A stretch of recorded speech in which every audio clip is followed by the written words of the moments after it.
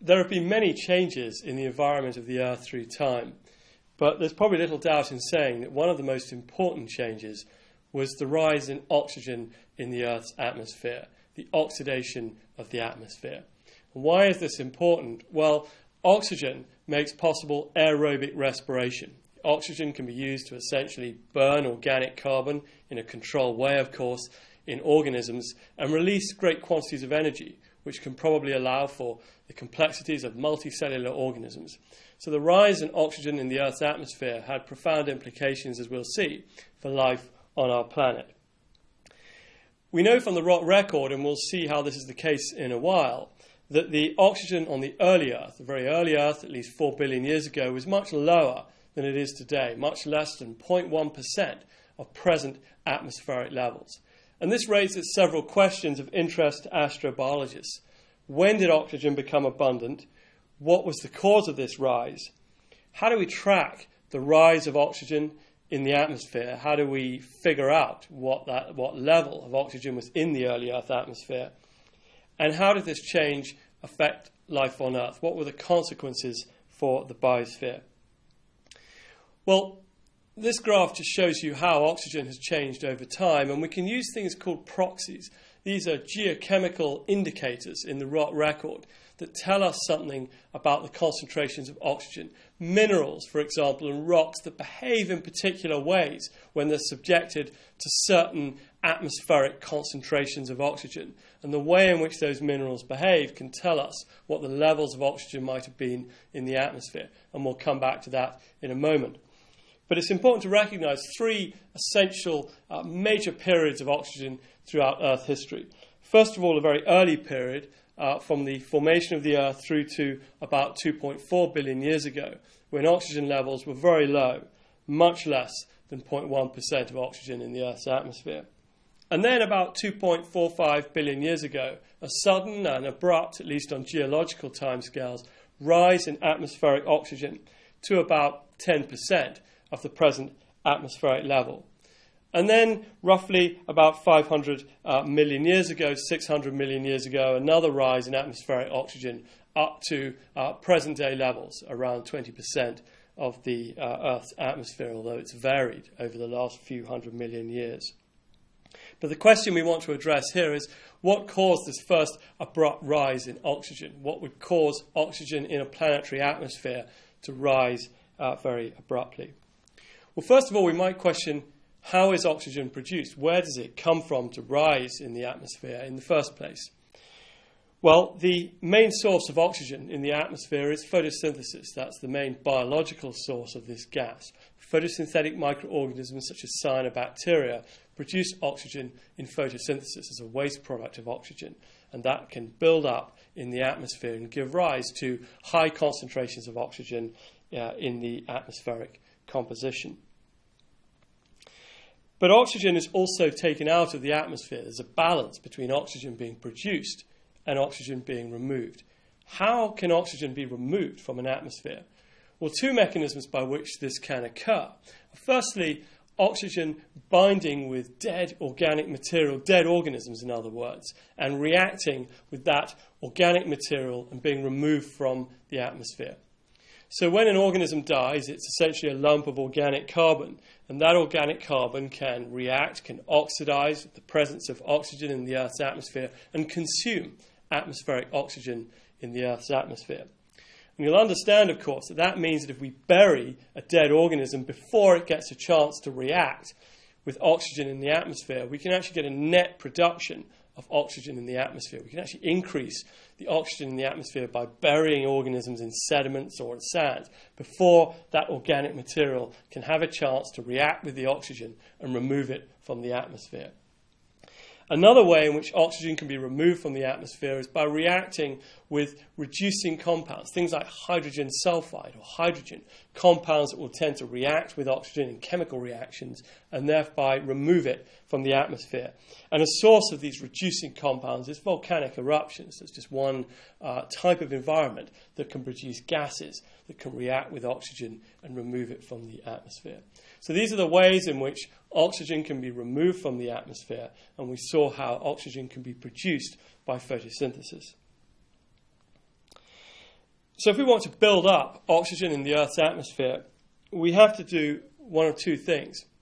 Either we have to take less of it out of the atmosphere so that there is a net build-up of oxygen in the Earth's atmosphere, or we have to produce more by photosynthesis. We think that photosynthesis evolved a long time before the rise in oxygen in the Earth's atmosphere. And as a result, it doesn't seem like that's a good reason for the rise in oxygen in the Earth's atmosphere, that photosynthesis suddenly became more active and produced more oxygen. One possibility is a sudden reduction in the gases being produced by volcanism that would mean less oxygen was being removed from the atmosphere.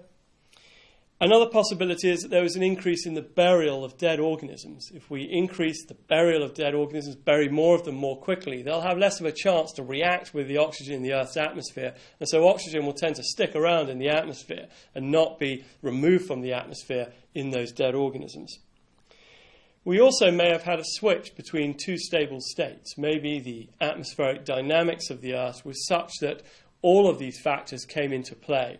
At some particular point in the Earth's history, about 2.45 billion years ago, the rise in oxygen in the Earth's atmosphere could have been a combination of things. Increased burial of organisms that prevented them from mopping up oxygen, perhaps a reduction in the amount of gases being produced from volcanism and other sources that could have mopped up oxygen. Maybe some of these, not others, maybe a combination of these events.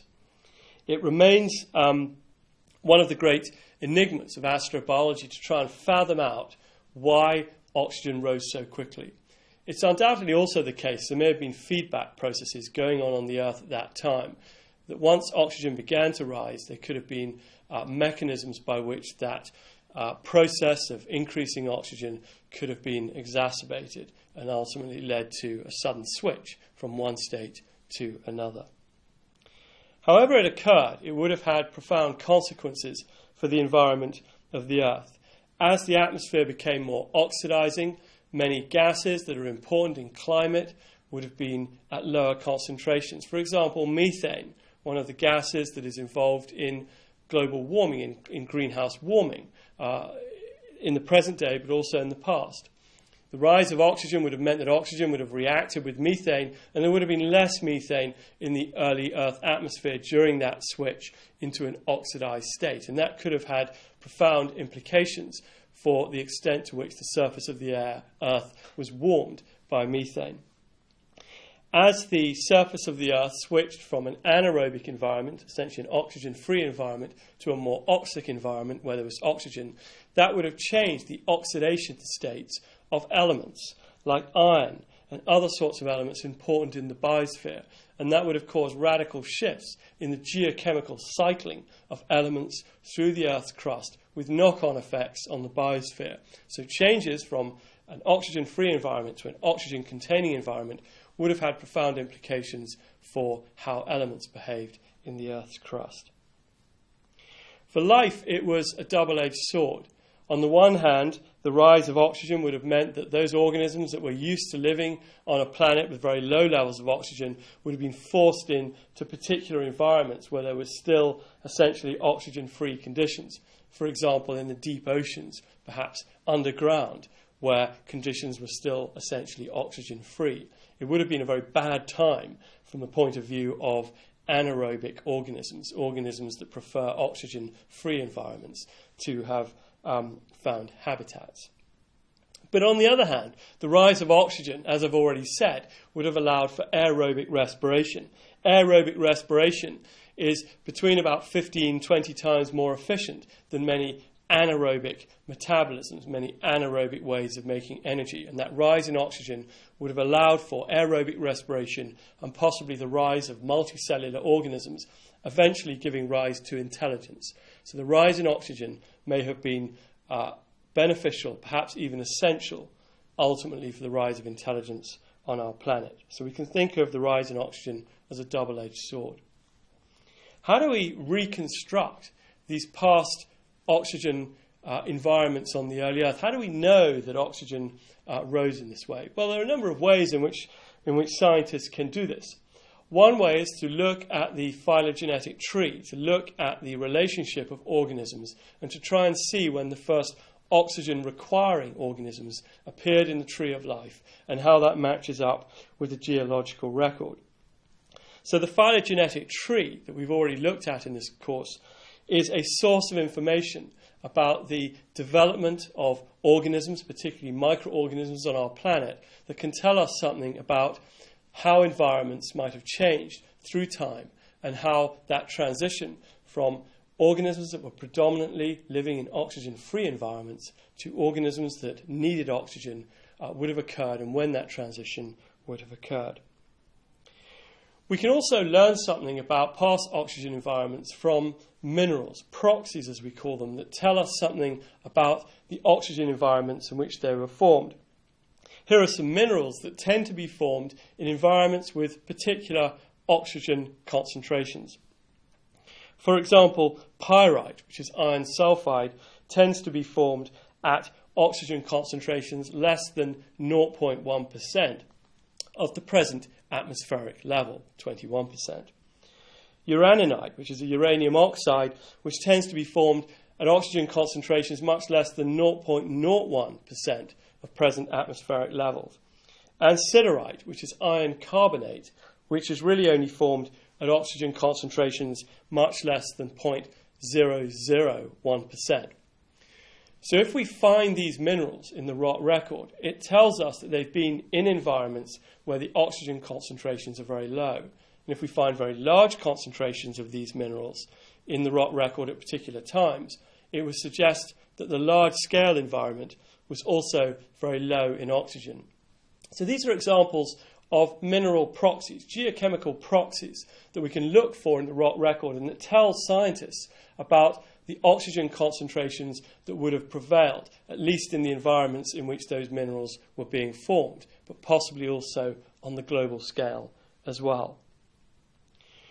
We can also look at elements that are very sensitive to changes in oxygen, particularly in the way in which they dissolve in water. For example, take iron, a very common element.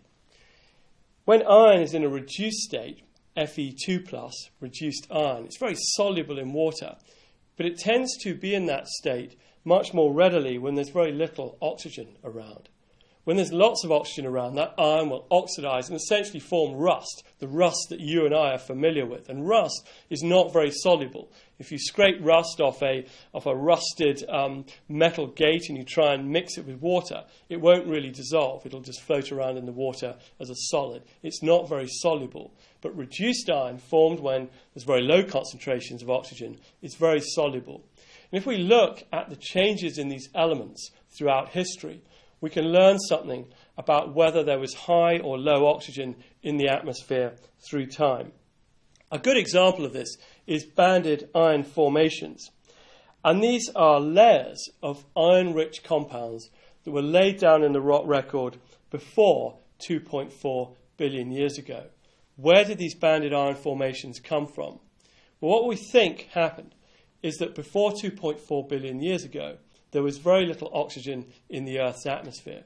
And as a result, a lot of the iron in the oceans was dissolved. It was solubilized. It was mixed with the water in the form of reduced iron, a very soluble form of iron. And every now and again, there may have been some oxidation event. For example, oxygenic photosynthesizers might have produced localized oxygen that oxidized that iron and turned it into rust.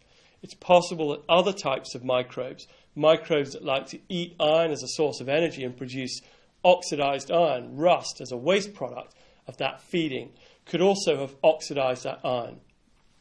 When that iron became oxidized, it became insoluble. It no longer dissolved in the oceans, and it settled down into the bottom of the oceans and formed these rich iron sediments. And these banded iron formations, these bands of iron, suggest that the iron in the ocean, which was generally dissolved, solubilized in the water, every now and again became oxidized to rust and settled out and formed these great thick layers of red iron oxides. The disappearance of these iron formations, these banded iron formations at about 2.4 billion years ago, suggest that the atmosphere had become completely oxidized. There was no longer large quantities of dissolved iron in the oceans that every now and again would become oxidized and fall out of the oceans. Now the iron was constantly oxidized, and so no longer produced these rich layers of iron-containing rocks that were formed when there was very little oxygen in the atmosphere. This is just an example of how we can look in the rock record and by studying elements that change the way in which they can be soluble in water depending upon the levels of oxygen, the way in which these changes occur can tell us something about past oxygen levels in the atmosphere. And that's how astrobiologists learn about how oxygen has changed throughout the history of life on Earth. So what have we learned in this lecture? Well, hopefully we've learned that at about 2.4 billion years ago, there was a sudden switch from a planet in which there were very low levels of oxygen to a planet in which there were much higher levels of oxygen. And probably the switch had profound implications for life. We've learned that the cause of this sudden increase in oxygen is still enigmatic and quite ambiguous, but there are ideas about how that could have occurred and how that rapid switch might have happened. But it remains a continuing challenge in astrobiology to truly understand what the environmental changes were that occurred, or even the biological changes that contributed towards that rapid switch. The rise of oxygen would have probably had implications for global climate by changing the concentration of greenhouse gases like methane, and it also would have had consequences for the cycling of elements vital for life through the biosphere. The increase in oxygen would have had profound implications for life. It would have restricted the habitats available for anaerobic organisms, organisms that need oxygen-free environments or very low oxygen-containing environments. But it also may have led to the rise of multicellular life and ultimately may have been necessary for the rise of intelligence. And finally, we've learned something about the way in which we can look at minerals in the rock record to get an idea about how those oxygen levels changed throughout the history of our planet.